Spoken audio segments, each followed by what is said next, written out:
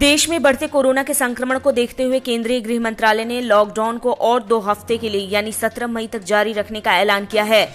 इस दौरान rail, metro, हवाई सेवा, स्कूल, कॉलेज, शिक्षण संस्थान, होटल, रेस्टोरेंट, धार्मिक स्थल, मॉल, जिम और सिनेमा हॉल बंद रहेंगे। ये नियम सभी तीनों जोन में लागू रहेगा। रेड जोन की अपेक्षा ग्रीन जोन और ऑरेंज जोन के जिलों में थोड़ी राहत दी जाएगी।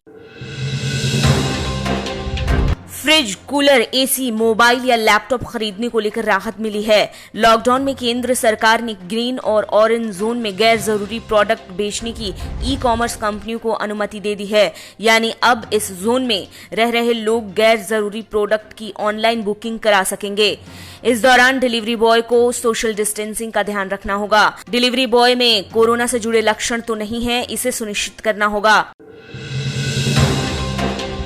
देश में लॉकडाउन के बीच स्पेशल ट्रेन चलाने की इजाजत के बाद रेलवे ने अपील करते हुए लोगों से कहा है कि आप सभी से अनुरोध है कि कृपया जनता को स्पष्ट करें कि ये स्पेशल ट्रेनें उनके लिए चलाई जा रही हैं जिन्हें राज्य सरकार ने पहचाना है और उन्हें पंजीकृत किया है।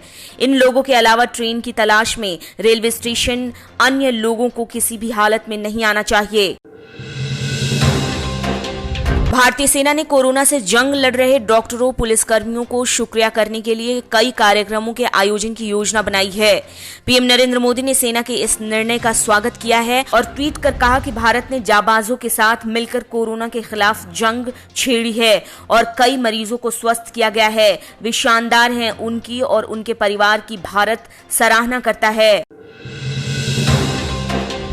यूपी के गौतम बुद्ध नगर में बीते 24 घंटे में कोरोना वायरस के 17 नए मरीज सामने आए हैं, जिसके बाद कुल मामले बढ़कर 155 हो गए हैं, जिनमें से 90 मरीज स्वस्थ हो गए हैं और बाकी 65 कोरोना मरीजों का इलाज जारी है। यूपी में बीते दिन 116 नए कोरोना के मामले सामने आए, जिसके बाद पूरे राज्य में मरीजों की संख्या बढ़कर 2328 हो गई है।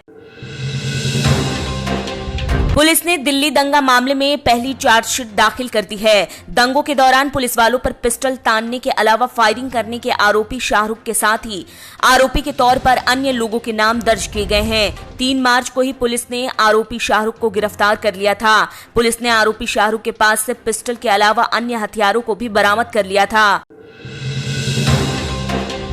भारत में गोल्ड की मांग में जनवरी 2020 से मार्च 2020 की तिमाही में 36% की भारी कमी देखी गई।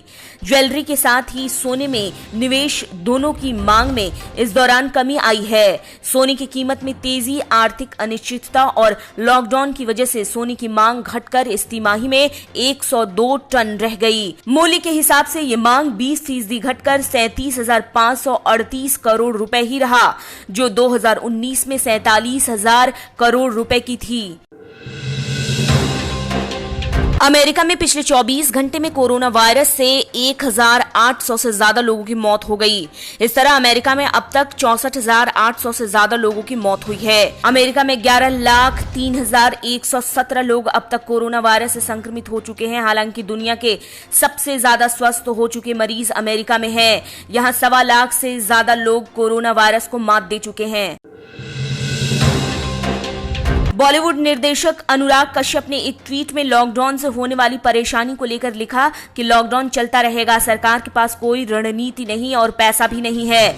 उनके इस ट्वीट पर फिल्म मेकर अशोक पंडित ने लिखा, लो कर लो बात। अपना ज्ञान मोदी जी के अलावा पुलिस, डॉक्टर और नर्सों पर थूकने और पत्थर मारने वालों पर भी बांटो। कानून की धज्जियां उड़ाने से हमारी और उनकी भी जान को खतरा है।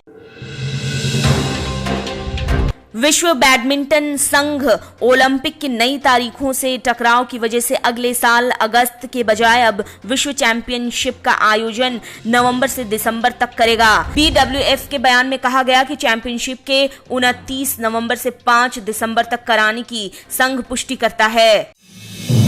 आप देख रहे हैं नेट्रिक न्यूज, साहस सच कहने का।